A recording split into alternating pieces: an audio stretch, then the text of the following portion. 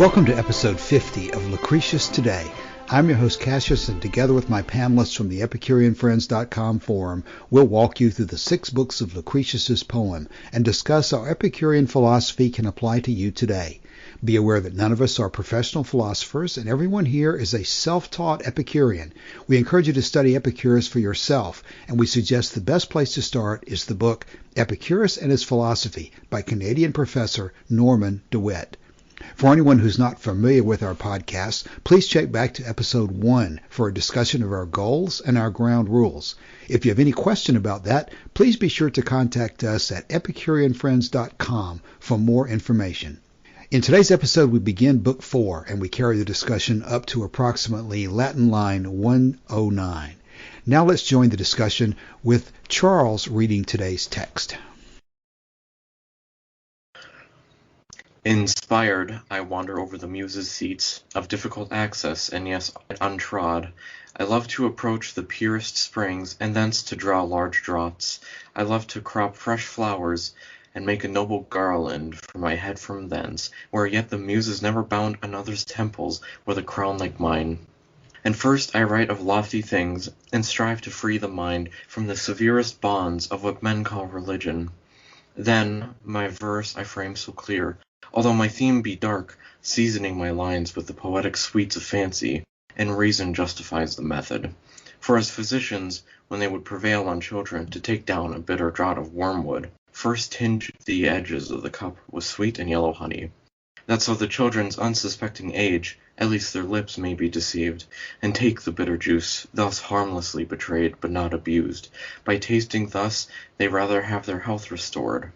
So I, because the system seems severe and harsh to such who have not yet discerned its truth, and the common herd are utterly adverse to this philosophy, I thought it fit to show these rigid principles in verse, smooth and alluring, and tinge them, as it were, with sweet poetic honey, thus to charm your mind with my soft numbers till you view the nature of all things clearly, and perceive the usefulness and order they display.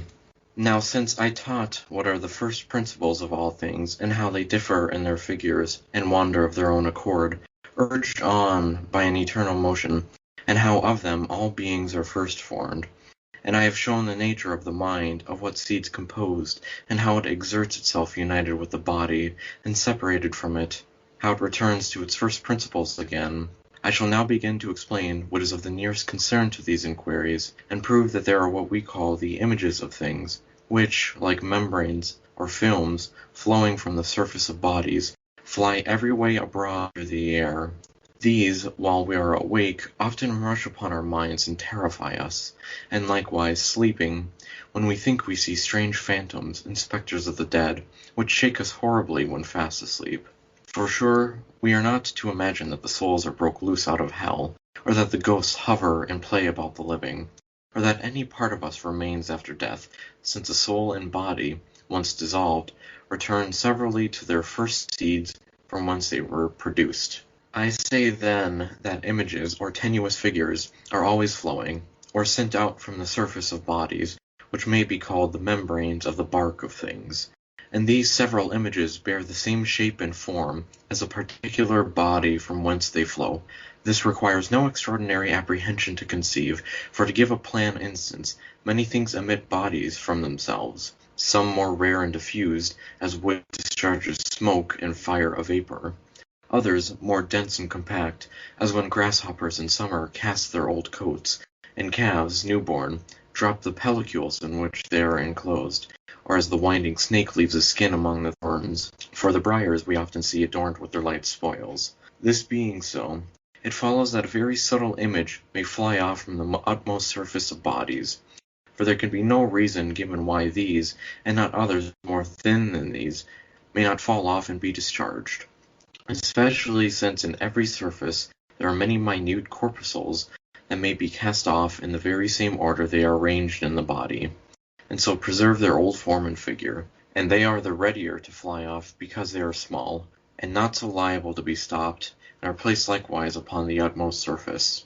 For it is certain that many particles are not sent out and get loose only from the middle and inward parts, as we said before, but color itself is discharged from the surface of bodies, and so curtains, yellow, or a deep red, or blue, as they hang in lofty theatres, waving expanded on the beams, and flowing on the pillars with the wind, do this.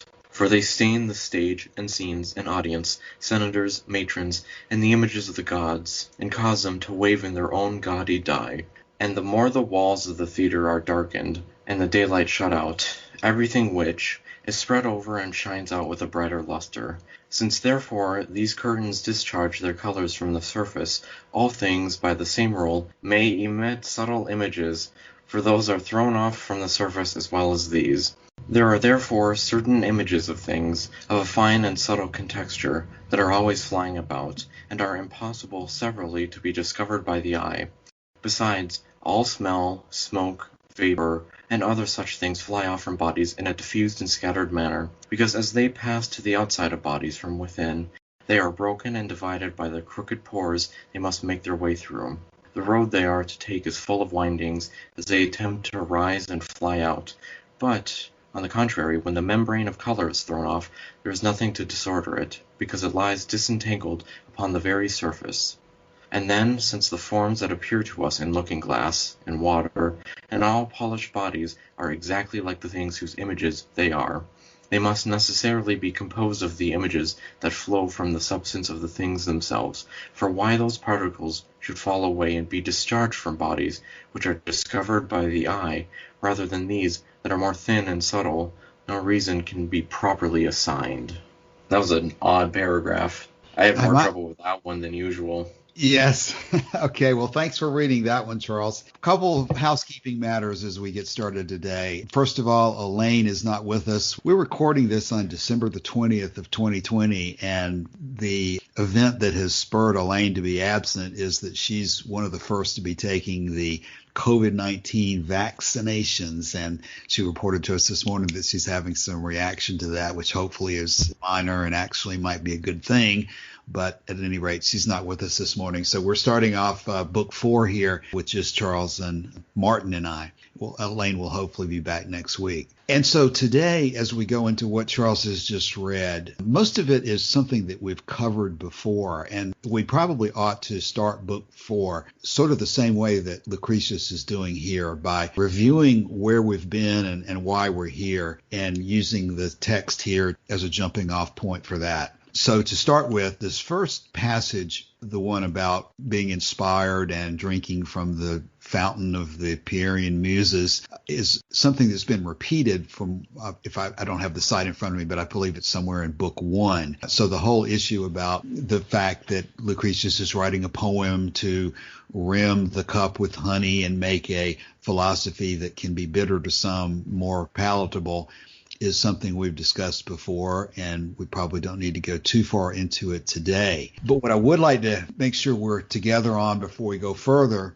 Lucretius next turns to his own sort of summary of where we've been. And I'd like for us to do that too.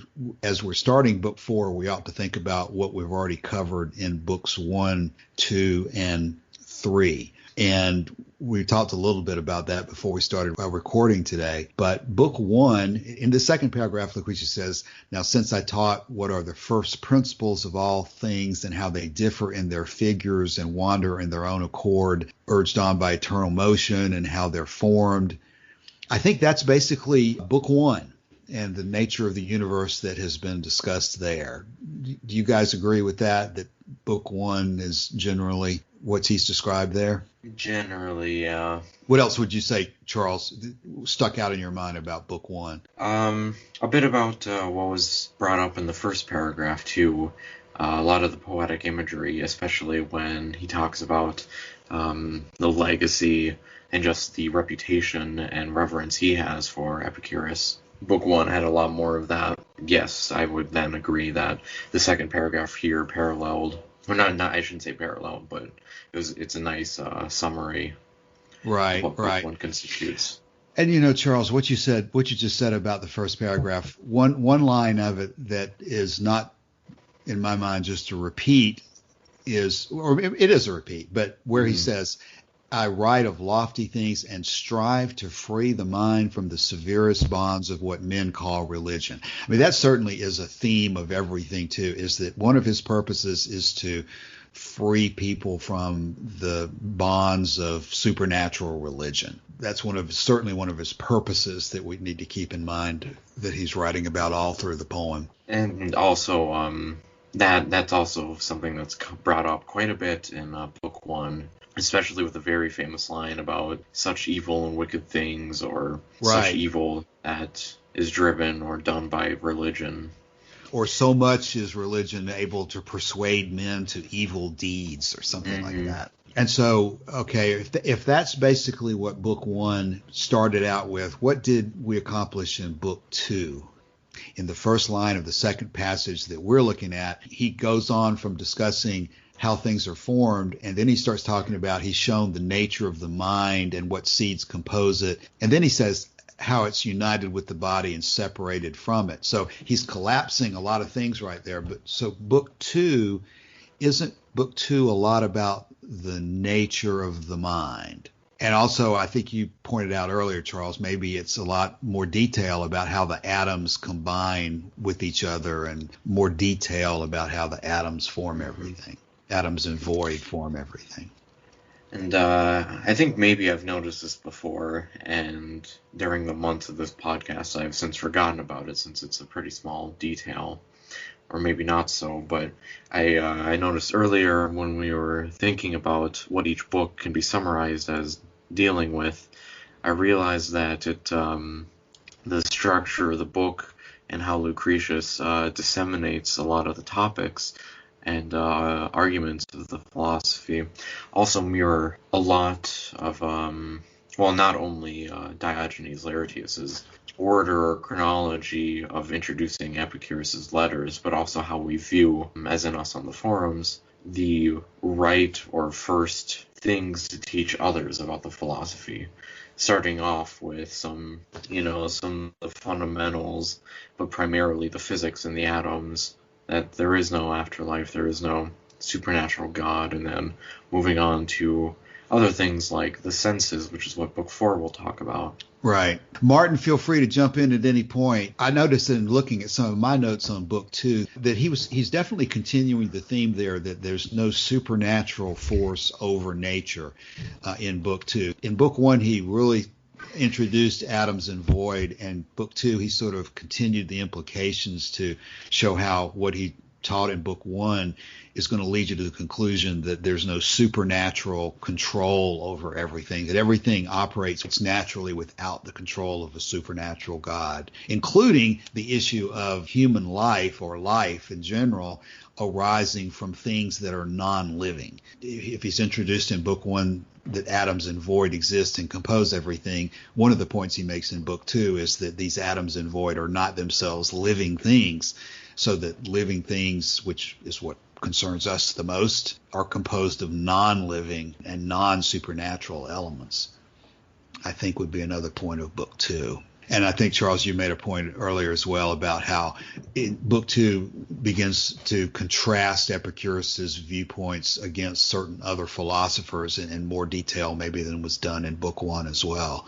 The issue of whether living things are made of living particles, the question of whether intelligent things are made of intelligent particles. There were particular philosophers associated with different positions with those things that are pointed out in Book 2, how Epicurus differed from them. And so then Book 3, which is probably the easiest to characterize, was focused on how the mind or the spirit, or however you want to characterize your conscious self, how that is not supernatural but is indeed united with the body, and that it cannot survive after death, that it is dissolved just like the rest of the body when you die, and does not go to heaven to be rewarded or hell to be punished. It just simply ceases to exist at death. So from a very, very broad point of view, everything we've discussed up to this point certainly can fit within the purpose that Lucretius is saying, which is to free your mind from religion, because he's certainly setting up a theory of the universe and everything which is natural and not governed by supernatural forces, and in which you're not divine and continuing on after death or existing before birth. So he's really setting up a theory which can free the mind from that kind of what he would consider to be superstition. And so to keep pontificating for a few more minutes here. So now we're in book 4, and what we're introducing today is the subject of images. And that's something I also would like to talk about before we get too far into the details of it, because he's set up these things that we've discussed already about the nature of life and how things operate. And just my own perspective of what he seems to be attacking now is he is going to now approach the issue of knowledge and how we gain information about the rest of the universe, how we gain information about ourselves and how we gain information about other things, and how we do that in a way that is natural and not supernatural. And this is where I definitely want to get Martin's participation and input into this. So we've set up a universe which is based on particles and void. And I think that he's seeing the need to come up with a procedure or a mechanism by which we interface, come into contact with, gain information about, or deal with the rest of the universe that also is not supernatural. In other words, we're not going to have divine revelation. We don't gain information about the things around us because God implants it in our head. We have to have some method of observing things. And since everything is made of particles and void in the Epicurean universe, then particles or some kind of a transmission of matter from that thing to us or from us to that thing is going to have to be involved. And so the term that there's several different terms that end up being used, but the one we'll probably use the most in our discussing it is the word images. And so the discussion for a lot of the rest of book 4 is going to be the nature of how particles move across space from the things we see to us or from us to those things that we see, and then how that knowledge allows us to analyze how the senses work. Because the senses are dependent upon these particles flying through the air, then there are going to be implications of that maybe the particles get distorted or get pushed in a way that sometimes we can observe things more clearly than others. And so we have to determine under what conditions we can observe things more clearly and what kind of distortions could cause misunderstandings or misobservations of what we see. Okay. With all that, this is where I want to get Martin involved. From the point of, and Charles, of course, you too, but from the point of view of the issue of, I confess myself, I don't fully understand even the current science about light. And even from the framework of when we see something, or it's more clear to me that when we hear something or when we smell something, we are actually receiving particles. Like if you smell something, at least intuitively, I understand that maybe there's some kind of particle of odor or scent coming out of the flower that travels through the air and comes into our noses. That seems to me pretty clear and uncontroversial. But I don't even fully understand myself when we see something. Are there actually particles that are moving from the thing we see into our eye? I presume that since particles are flying in all directions at all times, there's actually particles from us that are flying in all directions as well. But in terms of sight, which I think is predominantly what we're going to be talking about in book 4, are there actual particles that fly from the other thing to us or not? Yes, that are the photons. I mean, it may not be obvious like this in every model. I mean, we need to be aware of it's a model, but by taking this serious, we can really consider this as, and in this case, that are really, as far as we know, elementary particles. That means they are not subdivided further. That those are one of the smallest entities Epicurus has been talking about. And an example that I would maybe throw out to use is that obviously when we look at the sun or when we're out in the sun, we feel warmth from the sun. Is that because some particle from the sun has impacted on our body? Or is it because some particle has actually traveled those many miles away from the sun to us? We absorb these photons. Our skin absorbs them, or the deeper tissue, because it can penetrate a bit, and excites the atoms in their structures to vibrate more, and that means temperature increases. So that's why we feel the nice warming effect when we are exposed to direct sunlight. Okay. I know I've just talked an awful lot, but to bring it back to this particular text, the first sentence of the second paragraph that we read today says, I say then that images or tenuous figures are always flowing or sent out from the surface of bodies, which may be called the membranes or the bark of things, and these several images bear the same shape and form as the particular body from whence they flow. Now, there's going to be a lot of different things in there that will have to be parsed out because I can see that the issue of whether those things travel in the same shape and form as the body from whence they flow may not be obvious and may not be correct, or we'll just have to analyze that. But I wanted to start with just the basic issue of, do we even today think that there are particles that flow from the other things outside of us towards us, and from us to them, actually, of course, as well. But if we were in the same room looking at each other across a table, are there particles, and I'm at a table across from Charles, are there actual particles flowing from Charles towards me that are received by my eye? Yes. I mean, normally we are not hot enough to emit light by ourselves, or also we don't have chemical reactions on our surface which would produce this. So we need a light source which originates those photons. They hit the surface and get scattered or reflected or absorbed and then re-emitted. And those portions of those which reach our eyes, then they are then the signal, the information of those is then reconstructed by the brain as an image. Okay.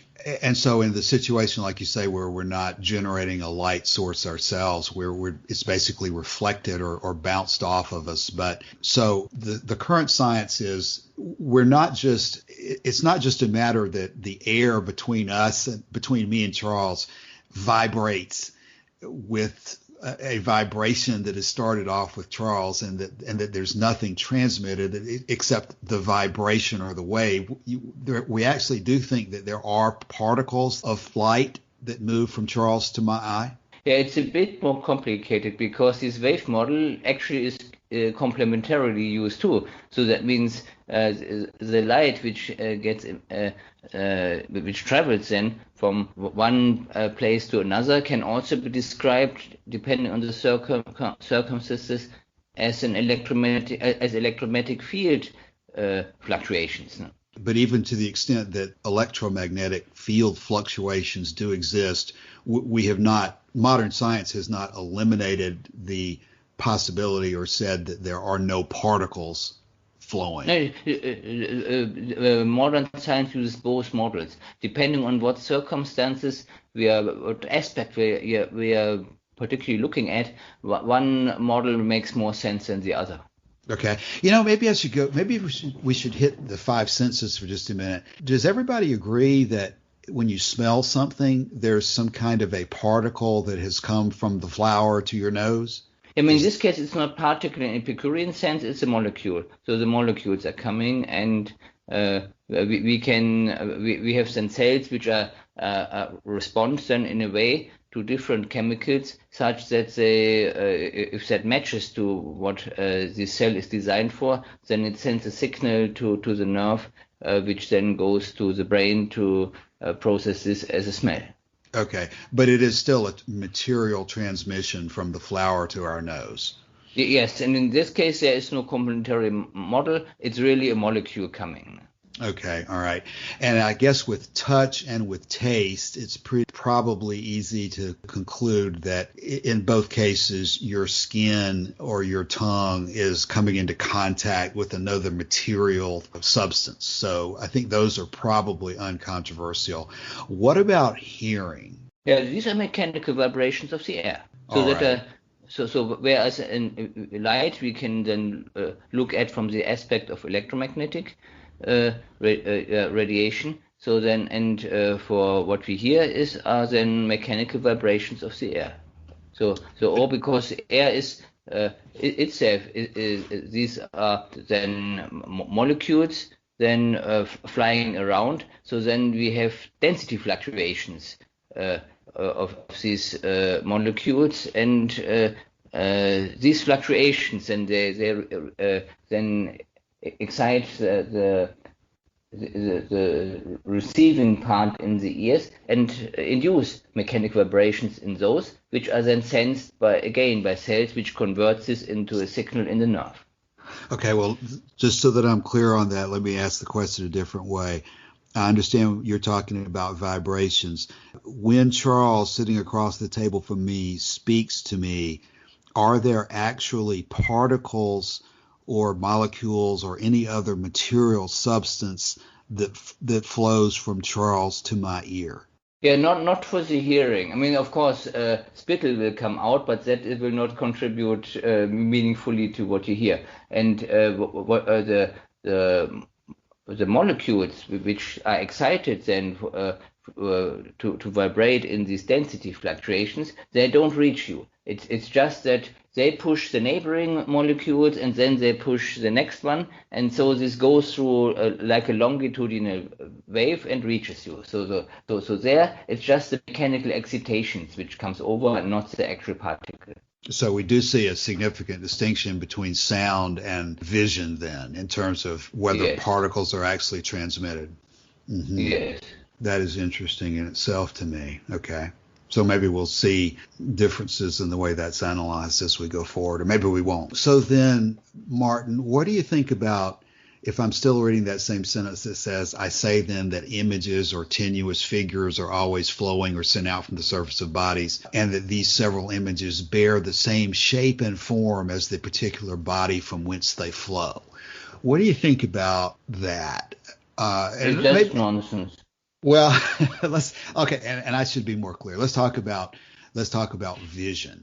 Are the photons bearing in some way the shape of what they came from? How does that work? Yeah, I mean, for this one, I would need to do drawings about how objects are imaged by lenses.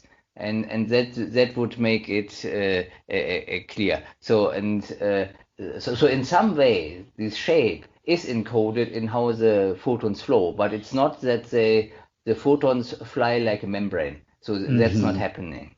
Right. And of course, when you use the word membrane, that's exactly the example that he's giving to us here. He's talking about grasshoppers shedding their coats, and maybe calves, newborn calves, being contained within the sack that they're born in, or the snake leaving his skin among the thorns. I mean, he is presenting real life examples that we're familiar with of how a body can give off something that truly is its original shape. But that's not, we would not say that the shape itself is being preserved by the photons. Yeah, essentially it's encoded in how the photons fly in what pattern, and then decoded again on the other side. So but it doesn't go like simply like it's called here. And if you would think of in this model, I mean, the only given the direction in which it makes sense that this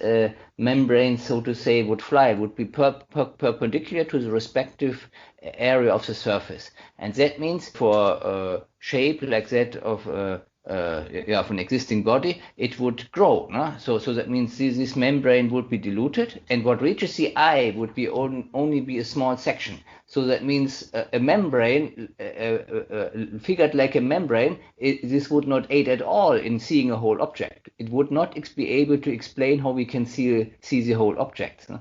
So we would not get any meaning information out of that with which we could reconstruct the whole object. So the actual mechanism in which the photons enable us to see things is entirely different from having some sort of like a membrane type of thing flying. Okay. Well, keeping the big picture in context, as I think we always need to do, the bottom line is probably any difference in the modern way of looking at it is not going to have a major significance to the purpose for which we're discussing it, or the understanding that the Epicureans were drawing from their observations, because I think the basic understanding that they're drawing is that there's a natural method by which information is transmitted between the object that we're looking at and us, and that it's not supernatural, it's not arbitrary, it's not. It's certainly subject to distortion and will be different under different circumstances and contexts. But there's ultimately a natural means by which this happens, and it's not magical or supernatural or divine.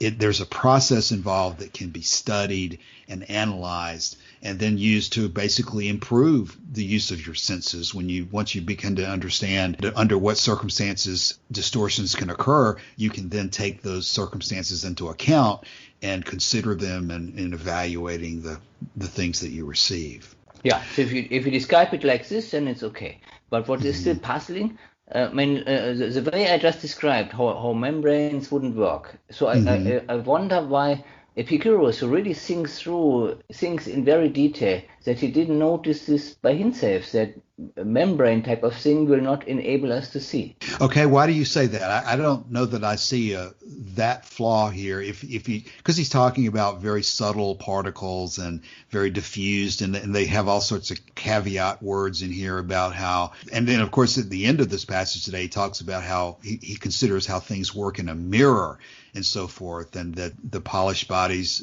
that the forms that appear to us in polished bodies are exactly like the things whose images they are. Where do you see a break in the chain, Martin? Or where do you see a flaw in the comparison between seeing something versus an actual very light and very wispy but still image actually traveling through the air? Yeah, the thing is, because he makes a wrong assumption that there are these membranes in the same shape. This is not happening, and even if at that time, okay, he would have not known what we know, so then he could come up, of course, with this idea of the membranes. But when you think through how this membrane would move, you wouldn't see the whole body anymore when that membrane reaches your eye, because that would correspond to only a very small portion of the body. So that means with this description, it cannot explain how actual vision of whole objects works. You know, I wonder if there's any reason to consider how images can be projected using lenses. Of course, I'm thinking about a modern application such as a slide projector or something like that. But even in the ancient world, you can reflect an image using a mirror, right? If you take I don't know that they had glass lenses, but they might have. Or if they had, or using a glass itself, can you hold a glass up to a lighted object and see the image in like one of these old style cameras that are basically pinhole? That's a great example right there. A pinhole camera. With simply a pinhole and a closed box, you can see an image form at the other end of the box. I don't know whether the Greeks had that or not. But what do you think about that, Martin? If the Greeks had access to a pinhole camera or just images reflecting through glasses in any way, can you relate that to what we're talking about? How would that relate to what we're talking about? Would they look at that and think that that's an example of an image actually flowing through the air? Probably. I mean, they definitely would support in somehow that something is moving there. Something is transported there. So that is agreeable both from modern science and from practical observations at the ancient level.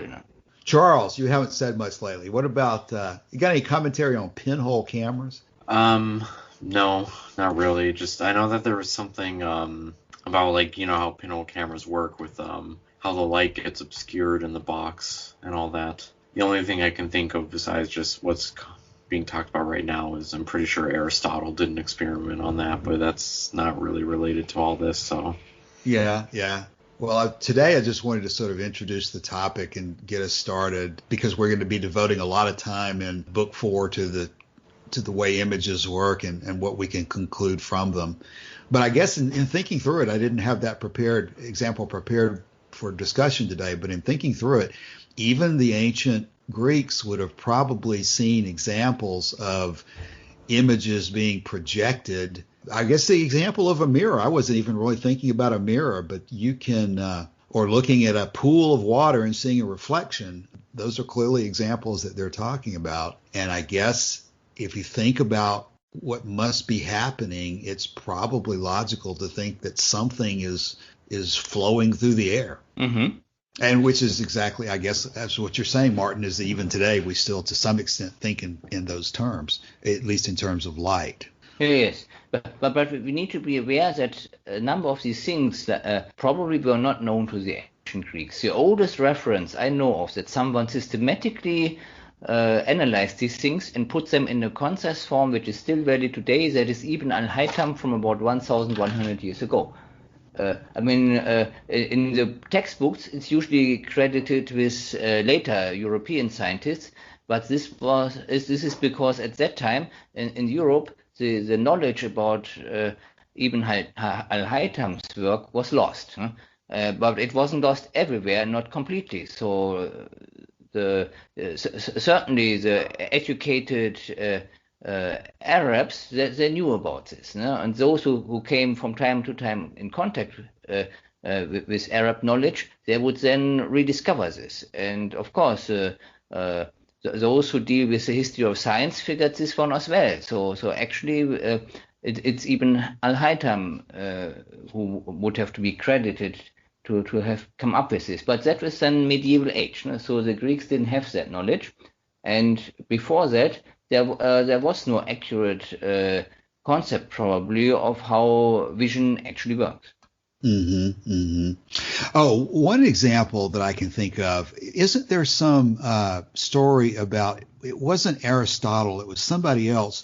Who was it who came up with the idea of trying to burn attacking ships in the harbor by using big mirrors to focus light on them? You guys know that example. Archimedes. Yes. Yep. So from a practical engineering perspective, they knew how to use mirrors, but I'm not aware if they knew how to use lenses. I mean, they certainly would have transparent jewelry, so they could play around with refraction. So like the example of that a straight body looks like having a kink at the surface of water where it's put into. So they were aware, at least qualitatively, of how refraction works, but they apparently did not make the step from there to how then vision could work by refraction at the curved surface of a lens. Well, maybe we ought to begin to think about bringing the discussion for today to a conclusion. But one thing I do want to begin to talk about as we conclude is that Epicurus is often slammed for having made statements to the effect that all sensations are true. But I think one of the things that we're really going to get out of Book 4 here is that we're going to be spending all of Book 4 talking about how sensations can be distorted and how you have to take things into account. And we'll be talking about all sorts of illusions as we go through Book 4. And the fact that he's discussing it shows that he was fully aware that when you see something, you can't always trust exactly what you see at the first. It's reported honestly, but it might be reported in a way that is not true to the ultimate facts. And that what Book 4 is doing here is alerting us to that there's a process involved here that we have to understand in order that we can unwind the information we received and produce a intelligent summary of it that is true to the facts. So that's a very broad, high-level statement at this point in the discussion. But we probably are getting to the end of a normal episode, so let's talk about if anybody has any closing thoughts today, and then we'll move on in more detail next week when Elaine is back. Yeah, I think we need to resume the last paragraph because I don't understand the last paragraph. So to figure this one out, we need to go more in detail. So this next time. Okay. All right. Do you see immediately a way of framing your question about it that we can think about? It's so blurred up by poetry. I just cannot put it together into something consistent, which is understandable. Okay. It was difficult enough reading it. Yes, that's right. Actually, I think what I'm going to suggest next week is that this paragraph is addressing exactly what I just said a moment ago, that Epicurus is observing how the light can play tricks on us under certain conditions, and then under other conditions, such as a mirror, things can be reflected in a way that's very exact. So anyway, we can discuss that next week, because I think that's the critical theme that we're going to have to follow here is Epicurus did not teach that we should just blindly accept every sensation that comes to us as being true to the ultimate fact. Once we understand the nature of how the senses work, we realize we have to test it with multiple observations and even comparing our observations with those from other people before we can be confident that the conclusions that we draw are going to be worth following and accurate. So Charles has been saying several times that book 4 is going to be more interesting than some of the others, and going to be and of course we're going to cover in book 4 all the way from images to illusions to basic issues of epistemology, all the way to sex, dreams, and then sex and love at the end of book 4. So the images are, beyond the concept of the Epicurean gods, I'd say images are my weakest point. But this is really, images is really the whole issue. This is epistemology. This is the issue of how we know anything. I think we talk in terms of images and idols and specters and all these words that seem mysterious. But I think in the end, ultimately what we're talking about is just the issue of how we can be confident about anything based on the information we receive through the senses. So there's a lot of really good material in this chapter. I don't have any closing thoughts. Okay, Martin, anything else in closing? I have nothing further. Okay, well, again, today is December the 20th, and some of us will be getting together later today to discuss the 20th observation that Epicurus and the ancient Epicureans followed. So hopefully we'll talk later today, but we'll come back next week and continue in book 4. All right, thanks a lot. Okay, yeah. Thanks, bye. Bye.